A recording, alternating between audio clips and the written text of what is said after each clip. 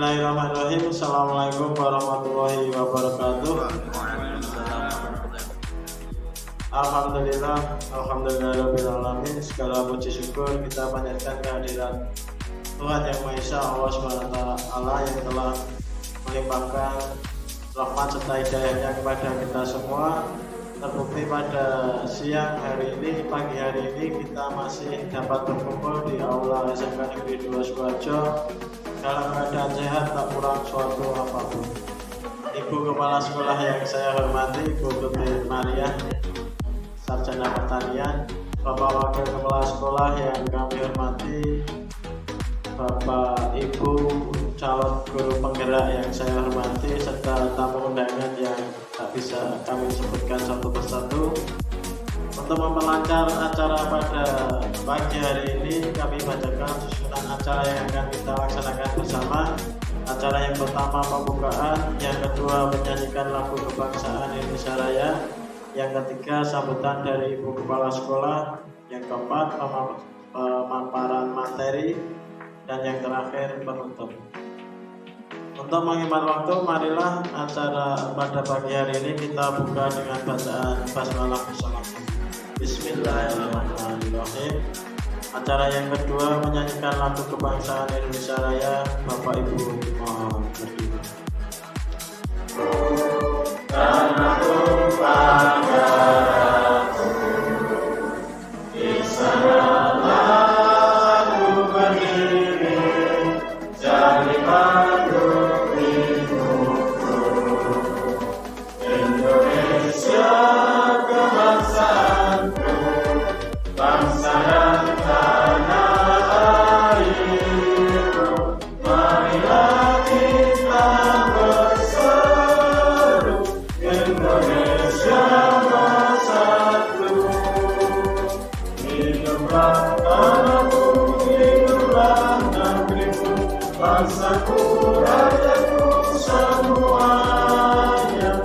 Bangunlah jiwanya, bangunlah badannya, untuk Indonesia Raya.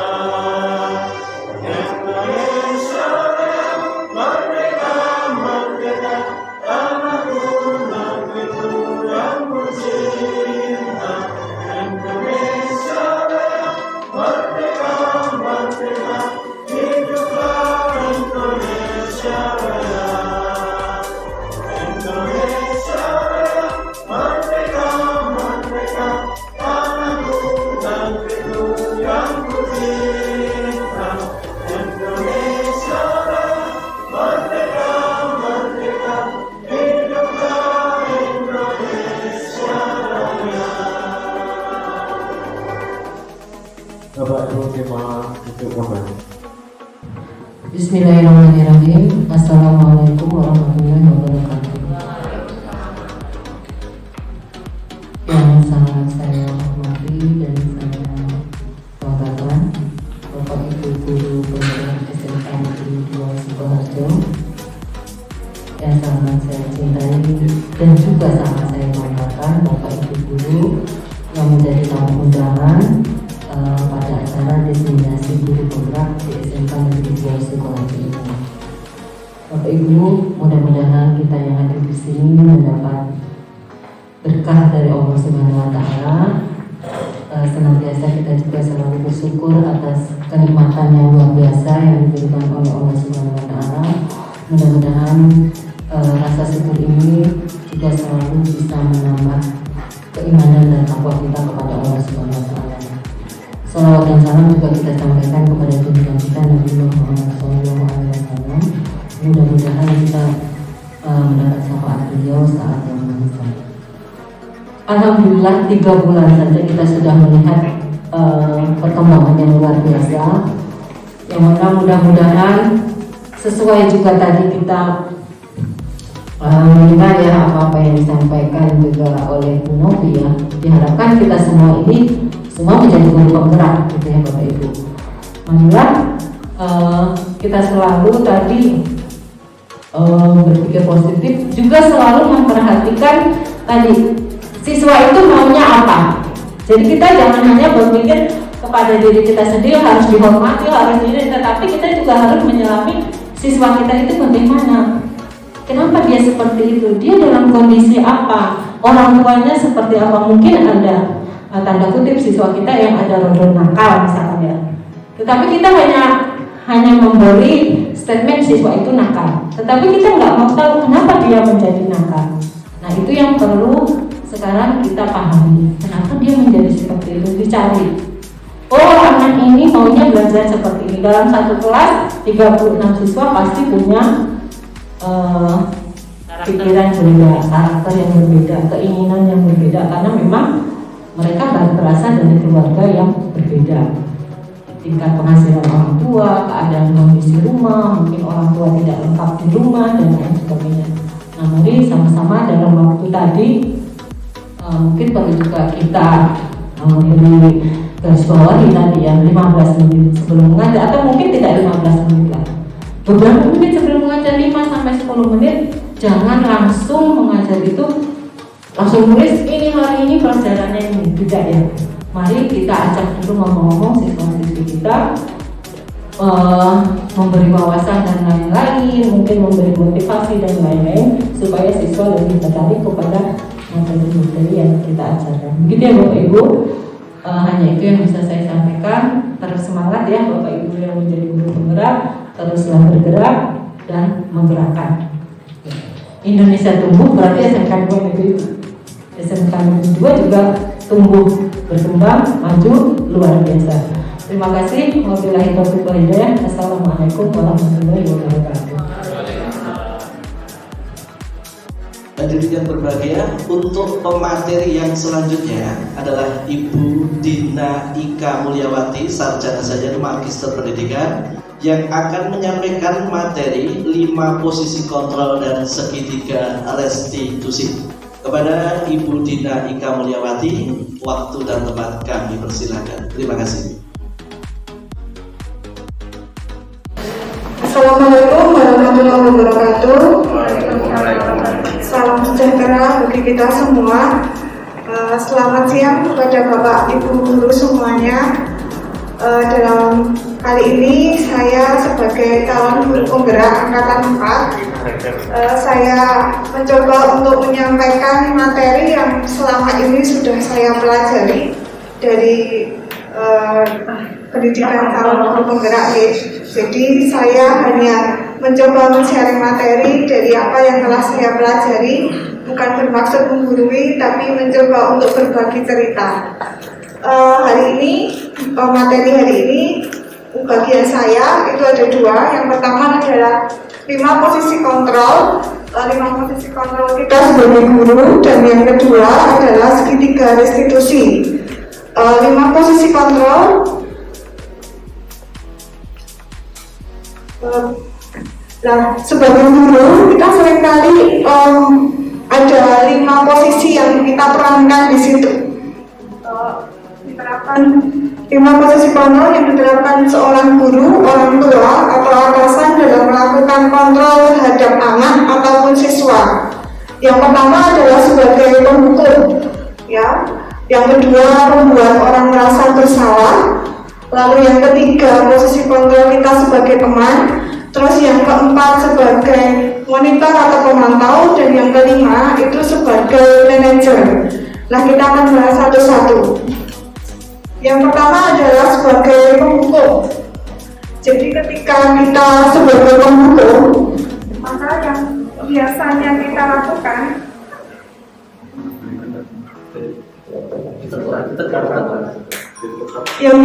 lakukan sebagai seorang penghukum itu menggunakan hukuman fisik atau verbal.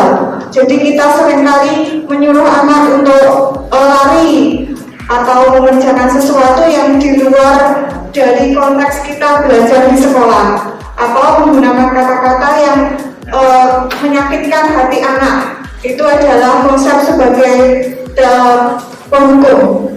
Kemudian yang kedua adalah membuat orang merasa bersalah. Pada posisi ini biasanya guru akan bersuara lebih lembut, tetapi membuat anak itu menjadi merasa down, menjadi malah merasa bersalah, terus menjadi tidak nyaman dan menjadi rendah diri. Ya, jadi itu yang membuat orang merasa bersalah. Lalu yang ketiga ini kita lebih fleksibel. Kita sebagai teman, dari posisi ini guru tidak menyakiti murid, tapi tetap berupaya mengontrol murid melalui persuasi atau pendekatan. Posisi teman pada guru bisa negatif atau positif. Jadi kadang-kadang kalau kita positif terlalu dekat atau kita negatif itu ini menyangkut hubungan antara baik antara guru dan murid. Guru di posisi teman menggunakan hubungan baik dan humor untuk mempengaruhi seseorang. Jadi kadang-kala kita sering gojekan dengan anak-anak itu untuk mengontrol anak-anak. Tapi dengan gojekan itu, dengan bercanda itu, kadang anak juga malah menyepelekan kita. Nah, terus yang keempat, monitor atau pemantau. Memonitor berarti mengawasi. Pada saat kita mengawasi, kita bertanggung jawab atas perilaku orang-orang yang kita awasi. Posisi memantau berdasarkan pada itu ada peraturannya, jadi memantau anak sesuai nggak dengan peraturan yang ada di sekolah. Jadi guru itu sifatnya memantau, melihat anak-anak itu sesuai dengan peraturan yang ada di sekolahnya, sesuai nggak dia melanggar atau tidak gitu. Terus yang kelima ini adalah posisi yang kita harapkan. Jadi kita berharap yang paling bagus itu sebagai manajer. Manajer adalah posisi mentor di mana guru berbuat sesuatu bersama murid, mempersilahkan murid mempertanggungjawabkan perilakunya, mendukung murid agar menemukan solusi atas permasalahannya sendiri. Kemudian di manajer, murid diajak untuk menganalisis kebutuhannya dirinya maupun kebutuhan orang lain. Jadi nanti di sebelumnya tadi akan dipelajari kebutuhan orang, kebutuhan anak itu apa saja. Nah itu anak diajak untuk berbicara mengenai kebutuhan saya apa, kebutuhan orang lain itu apa. Kemudian berkolaborasi untuk memecahkan masalah tersebut. Terus, nah ini gambarannya kelihatan tidak? Saya sebutkan saja deh. Jadi dari posisi bawah tadi itu ada dibagi dua, ada yang motivasi secara eksternal dan motivasi secara intrinsik. Yang motivasi secara eksternal itu ada yang mendukung, membuat orang bersalah, teman dan memantau. Sedangkan motivasi intrinsik itu adalah yang manajer. Maksudnya motivasi eksternal dan intrinsik itu, kalau eksternal berarti anak itu termotivasi karena orang lain, bukan karena dirinya sendiri. Sedangkan ketika kita sebagai manajer, itu anak akan termotivasi secara intrinsik. Jadi anak mempunyai motivasi dari dalam dirinya sendiri untuk memperbaiki dirinya. Di situ guru berbuat untuk menghukum itu menghadik, menunjuk-nunjuk, menyakiti, menyindir, terus untuk membuat bersalah itu berceramah, menunjukkan kekecewaan mendalam. Teman sebagai teman itu membuat alasan untuk muridnya, terus untuk pemantau itu menghitung, mengukur kesalahannya, terus sebagai manajer itu mengajukan pertanyaan-pertanyaan untuk muridnya. Jadi pertanyaan memotivasi murid-muridnya. Lalu guru berkata, ketika penghukum itu biasanya kata-katanya kasar. Kalau kamu tidak melakukannya, saya akan hukum kamu. Kalau kamu tidak begini, saya akan menyuruh kamu lari-lari dan seterusnya. Terus untuk membuat orang merasa bersalah itu lebih mendalam, tapi membuat anak itu menjadi rendah diri. Kamu tuh sudah mengecewakan orang banyak.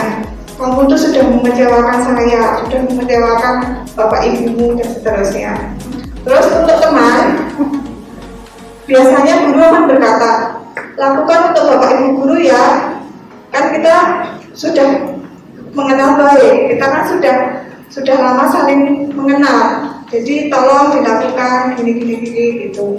Terus untuk pemantau itu biasanya menyebutkan peraturan yang ada di sekolah.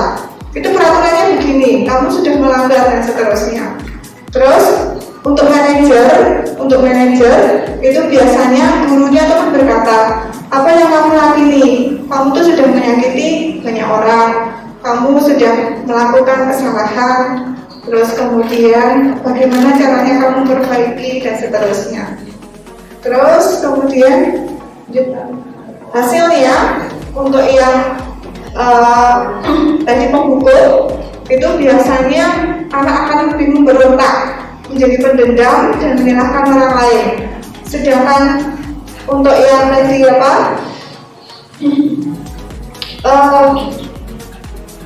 membuat orang merasa bersalah, itu dia akan menyembunyikan, menyangkal, berbohong, terus untuk teman itu anak menjadi ketergantungan, dan untuk pemantau dia biasanya menyesuaikan bila diawasi, kalau tidak diawasi dia akan kembali berbuat kesalahan.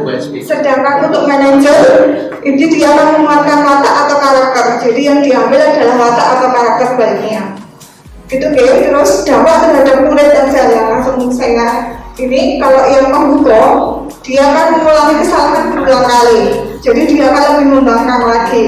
Sedangkan untuk pembuat rasa bersalah, anak itu akan menjadi lebih rendah diri, merasa gagal dan tidak berharga.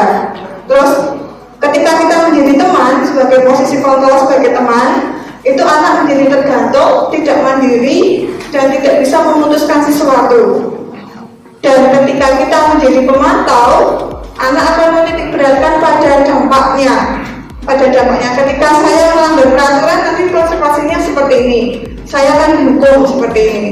Jadi tidak berusaha memperbaiki, tapi hanya sebatas supaya tidak dihukum gitu aja. Terus ketika kita sebagai manajer, anak itu akan lebih mengevaluasi dirinya sendiri, bagaimana anak itu akan menjadi lebih baik ke depannya. Terus lanjut aja. Nah, untuk yang selanjutnya, materi selanjutnya adalah mengenai restitusi. Apa itu restitusi? Nah, restitusi ini adalah proses menciptakan kondisi bagaimana bagi murid untuk memperbaiki kesalahan mereka sehingga mereka bisa kembali pada kelompok mereka dengan karakter yang lebih kuat. Restitusi juga berarti proses kolaborasi yang mengajarkan murid untuk mencari solusi atas masalah dan membantu murid berpikir tentang orang seperti apa yang mereka inginkan dan bagaimana mereka harus memperlakukan orang lain. Ya, jadi restitusi itu seperti itu. Jadi ada proses kolaboratif, terus bagaimana anak harus memecahkan masalah, kemudian tentang orang lain, berpikir juga tentang orang lain, berpikir tentang orang tuanya, berpikir tentang temannya, kebutuhan yang harus dipenuhi, dan bagaimana cara memperlakukan orang lain dan kedepannya bagaimana. Terus restitusi itu membantu murid menjadi memiliki tujuan, kemudian ada disiplin positif, memulihkan dirinya setelah berbuat salah. Penekanannya bukan bagaimana perilaku untuk menyenangkan orang lain atau menyenangkan gurunya terutama, atau menghindari ketidaknyamanan dengan adanya hukuman, namun tujuannya adalah menjadi orang yang menghargai nilai-nilai kebaikan yang dipercayai. Terus sebelumnya kan kita sudah belajar tentang teori kontrol, bahwa dasarnya kita memiliki motivasi intrinsik. Jadi di sini pada restitusi, anak itu diharapkan memiliki motivasi intrinsik, motivasi dari dalam dirinya sendiri untuk menjadi lebih baik, bukan memperbaiki dirinya, bukan untuk menyenangkan orang lain, tetapi lebih pada menguatkan karakternya menjadi lebih baik lagi. Memecahkan masalah, kemudian tentang orang lain, berpikir juga tentang orang lain, berpikir tentang orang tuanya, berpikir tentang temannya, kebutuhan yang harus dipenuhi, dan bagaimana cara memperlakukan orang lain dan kedepannya bagaimana. Terus restitusi itu membantu murid menjadi memiliki tujuan, kemudian ada disiplin positif, memulihkan dirinya setelah berbuat salah. Penekanannya bukan bagaimana perilaku untuk menyenangkan orang lain atau menyenangkan gurunya terutama, atau menghindari ketidaknyamanan dengan adanya hukuman, namun tujuannya adalah menjadi orang yang menghargai nilai-nilai kebaikan yang dipercayai. Terus sebelumnya kan kita sudah belajar tentang teori kontrol, bahwa dasarnya kita memiliki motivasi intrinsik. Jadi di sini pada restitusi, anak itu diharapkan memiliki motivasi intrinsik, motivasi dari dalam dirinya sendiri untuk menjadi lebih baik, bukan memperbaiki dirinya, bukan untuk menyenangkan orang lain, tetapi lebih pada menguatkan karakternya menjadi lebih baik lagi. Ciri-ciri restitusi, itu restitusi bukan untuk menebus kesalahan, namun untuk belajar dari kesalahannya. Jadi anak itu belajar untuk dari kesalahan itu apa yang bisa saya perbaiki, belajar dari kesalahannya, jadi pengalamannya begitu. Kemudian restitusi memperbaiki hubungan. Restitusi adalah tentang memperbaiki hubungan dan memperkuatnya. Jadi memperbaiki hubungan, misalkan anak itu bermasalah dengan teman yang lain, berarti restitusi itu memperbaiki hubungan antara anak tersebut dengan teman yang lain, atau memperbaiki antara anak dengan gurunya. Restitusi adalah tawaran, bukan paksaan. Jadi anak itu ditawarkan, kamu maunya bagaimana? Kamu maunya seperti ini, apa yang harus kamu lakukan? Bukan memaksa, kamu harus seperti ini, harus melakukan ini dan sebagainya. Jadi tawaran, berupa tawaran. Terus, lalu restitusi menuntut untuk melihat ke dalam diri. Anak diajarkan untuk melihat ke dalam dirinya. Apa sih kesalahan saya? Apa yang sudah saya lakukan? Apa yang nantinya bisa saya perbaiki dari diri saya? Lalu restitusi mencari kebutuhan dasar yang mendasari tindakan. Ketika anak itu melakukan sesuatu, jadi misalkan si A itu mengajak temannya. Nah dia itu karena di rumah dia merasa bosan, karena di rumah dia pengennya bersenang-senang dan sebagainya. Berarti kan kebutuhannya adalah untuk bersenang-senang. Tapi ketika si A itu melakukan sesuatu karena dia pengen dianggap hebat, berarti kebutuhan yang dipenuhi itu adalah untuk berkuasa dan sebagainya. Nah, dari kebutuhan dasarnya itu, maka kita akan mencari solusinya. Ketika kamu ingin dihargai, ketika kamu ingin diperhatikan, kamu juga harus bisa menghargai orang lain. Kemudian restitusi diri adalah cara yang paling baik. Dalam restitusi diri, murid belajar untuk mengubah kebiasaan dari kecenderungan untuk mengomentari orang lain menjadi mengomentari dirinya sendiri. Ya, jadi ketika nanti antara guru dan murid melakukan restitusi, nanti anak itu bukan untuk mengomentari orang lain, mencari kesalahan orang lain, tetapi untuk mengkoreksi dirinya sendiri. Oke. Kemudian restitusi itu fokus pada karakter, bukan tindakan. Jadi untuk penguatan karakter anak. Lalu restitusi menguatkan, restitusi fokus pada solusi. Dalam restitusi, guru menstabilkan identitas murid untuk mencari solusi permasalahan yang ada. Jadi menitik beratkan pada solusinya. Lalu restitusi itu mengembalikan murid yang berbuat salah pada kelompoknya. Ini yang penting. Jadi ketika anak itu berbuat salah dan dia dijauhi teman-temannya, maka dengan restitusi diharapkan anak itu bisa kembali ke teman-temannya, bisa melakukan sesuatu yang lebih baik, sehingga nantinya dia dengan kelompoknya itu menjadi karakternya menjadi lebih kuat lagi. Nah, sekarang kita masuk pada segitiga restitusi. Apa itu segitiga restitusi? Nah, dalam Diana Gosen, dalam bukunya itu ada tahapan untuk melakukan restitusi. Jadi tahapannya itu ada 3. Ketika kita melakukan restitusi, itu prosesnya ada 3 tahapan. Yang pertama adalah menstabilkan identitas, yang kedua validasi tindakan yang salah, lalu yang ketiga menanyakan keyakinan atau seek the belief. Yang pertama menstabilkan identitas, itu teori kontrol yang kita pelajari adalah kita semua melakukan hal terbaik yang bisa kita lakukan. Sedangkan ketika nomor 2, validasi tindakan yang salah, teori kontrol yang kita pelajari yang berhubungan adalah semua perilaku itu pasti memiliki alasan. ketika kita menanyakan keyakinan, teori kontrol yang dipelajari adalah kita semua memiliki motivasi internal. Itu. Lanjut. Ini ya segitiganya. Segitiga restitusi yang bawah itu menstabilkan identitas. Menstabilkan identitas nanti pertanyaannya itu atau yang bisa diutarakan dulu bahwa setiap orang itu pasti pernah melakukan kesalahan. Kamu bukan satu-satunya yang pernah melakukan ini dan seterusnya. Terus yang kedua, validasi tindakan yang salah. Guru biasanya akan mengatakan, kamu tentu punya alasan melakukan hal itu. Adakah cara yang lebih efektif untuk mendapatkan apa yang kamu butuhkan? Jadi tadi kan ditanya kebutuhan dasarnya dia apa? Memuaskan diri, bersenang-senang, atau dia ingin mencari kebebasan dan seterusnya. Lalu yang ketiga, menanyakan keyakinannya, tujuannya itu, tujuan dari dia sekolah itu apa? Tujuan hidupnya apa? Keyakinan kelas apa yang telah kita sepakati? Jadi di kelas nanti tadi kan sudah dipelajari mengenai keyakinan kelas.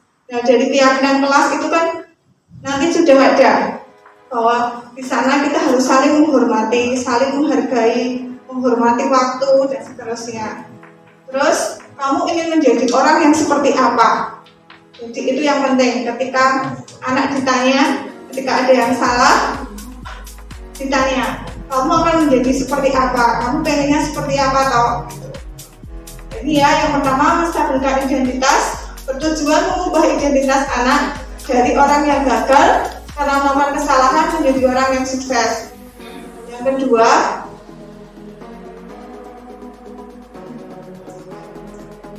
ya, validasi tindakan yang salah. Setiap tindakan yang kita lakukan pasti ada tujuannya, yaitu memenuhi kebutuhan dasar. Kalau kita memahami kebutuhan dasar apa yang mendasari suatu tindakan, kita akan menemukan cara-cara efektif untuk memenuhi kebutuhan tersebut. Jadi kebutuhan dasar manusia nanti tadi sudah dipelajari ada beberapa ya, ada 4 kebutuhan dasar manusia. Terus menurut teori kontrol, semua tindakan manusia baik atau buruk pasti itu memiliki maksud atau tujuannya. Seorang guru harus memahami teori kontrol supaya mengubah pandangannya dari teori stimulus respon ke berpikir proaktif yang mengenali tujuan dari setiap tindakan.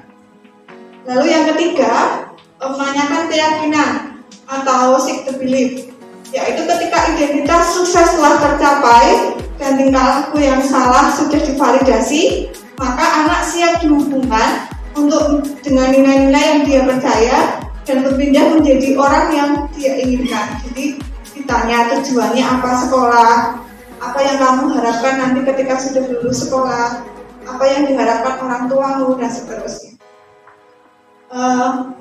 Kira-kira seperti itu yang bisa saya sampaikan hari ini.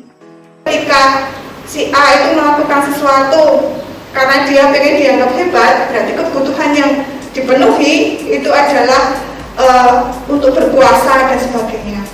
Nah, dari kebutuhan dasarnya itu, maka kita akan mencari solusinya. Ketika kamu ingin dihargai, ketika kamu ingin diperhatikan, kamu juga harus bisa menghargai orang lain. Kemudian restitusi diri adalah cara yang paling baik. Dalam restitusi diri, murid belajar untuk mengubah kebiasaan dari kecenderungan untuk mengomentari orang lain menjadi mengomentari dirinya sendiri. Ya, jadi ketika nanti antara guru dan murid melakukan restitusi, nanti anak itu bukan untuk mengomentari orang lain, mencari kesalahan orang lain, tetapi untuk mengkoreksi dirinya sendiri. Kemudian restitusi itu fokus pada karakter bukan tindakan. Jadi untuk penguatan karakter anak. Lalu restitusi menguatkan, restitusi fokus pada solusi. Dalam restitusi, guru menstabilkan identitas murid untuk mencari solusi permasalahan yang ada. Jadi menitik beratkan pada solusinya. Lalu restitusi mengembalikan murid yang berbuat salah pada kelompoknya. Ini yang penting. Jadi ketika anak itu berbuat salah dan dia dijauhi teman-temannya, maka dengan restitusi diharapkan anak itu bisa kembali ke teman-temannya, bisa melakukan sesuatu yang lebih baik. Sebelumnya, Assalamualaikum warahmatullahi wabarakatuh. Terima kasih waktu yang diberikan. Hanya menanggapi tadi istilah guru sebagai pendukung, manajer, memantau, pembuat masalah, teman ya, gitu. Jadi kalau saya dulu pernah dapat teori itu, seorang guru atau mungkin kalau yang umum itu orang tua itu bisa sebagai memang ya orang tua dalam arti dia mungkin pemimpin juga bisa, kemudian suatu saat dia posisinya sebagai teman sehingga bisa dengan anak itu bisa bersama-sama, mungkin ketika anak punya masalah itu bisa sharing sehingga orang tua yang tadinya katakanlah manajer bisa suatu saat sebagai teman sehingga tahu kondisi anaknya, sehingga apa yang bisa dibantukan pada anak itu kan tahu. Tapi ini tadi saya mendengar mencermati dari posisi seorang guru yang seperti itu, penghukum, membuat orang merasa bersalah, teman monitor manajer itu sepertinya kok hal yang mungkin salah ya. Bisa dikatakan begitu karena sebagai teman saja tadi saya mendengarkan nanti menjadi sesuatu ketergantungan gitu loh. Padahal kalau yang saya dulu pernah dapat seperti itu, sehingga mungkin itu tidak katakanlah mungkin apa ya, sudah atau mungkin teori dulu dengan sekarang mungkin berbeda sehingga arahnya dari guru penggerak mungkin sudah berbeda dari yang dulu saya dapat. Mungkin itu. Terima kasih. Assalamualaikum warahmatullahi wabarakatuh. Jadi minimal kita sebagai posisi kontrol kita itu sebagai teman, minimal itu sebagai teman. Teman di sini bukan berarti kita terus bukan berarti kita harus sebagai manajer itu selalu jadi manajer itu bukan ya. Tetapi ketika kita menjadi manajer, kita itu lebih mengetahui apa yang dibutuhkan anak, apa yang harus dilakukan anak untuk perbaikan ke depannya. Jadi kalau sebagai teman itu kemungkinan kalau di sini ya teman itu maksudnya hanya melakukan persuasi, jadi pendekatan saja. Kamu kok gitu toh, kamu kok gini toh, gitu kan. Jadi kayak hubungan kurang hanya menekankan hubungan baik, tetapi kurang bisa untuk menggali apa yang harus dilakukan anak ke depannya. Jadi kira-kira seperti itu. Positif di sini itu merubah hubungan baik yang terjalin antara guru dan murid. Jadi kita memang harus menjalin hubungan baik, tetapi kita juga harus menerapkan sebagai manajer. Karena kita memang bukan teman bagi anak, gitu ya. Jadi kan kita memang bukan teman, tapi kita memposisikan dirinya kita lebih baik itu juga teman, juga manajer. Lebih baiknya seperti itu. Jadi dengan teman hubungannya baik, tetapi dengan posisi sebagai manajer kita juga bisa mengontrol anak. Kamu tuh harus apa yang harus kamu lakukan supaya kedepannya kamu lebih baik. Mengapa kamu melakukan ini?